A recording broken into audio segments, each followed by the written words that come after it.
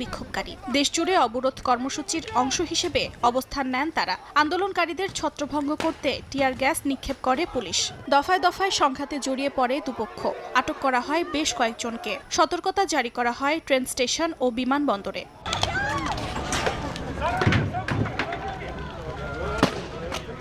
সংঘর্ষ হয়েছে দেশটির মন্টপলিয়ার এবং নান্টেস শহরেও। দুপক্ষের ধাওয়া পাল্টা ধাওয়ায় রণক্ষেত্রে পরিণত হয় অনেক এলাকা। নিরাপত্তার খাতিরে ৮০,০০০ পুলিশ মোতায়েন করে ফ্রান্স সরকার।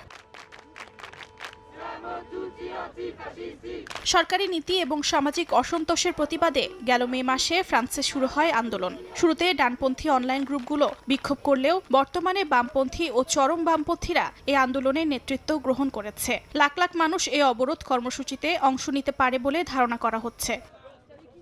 অর্জিতা শেহজিন, সময় সংবাদ।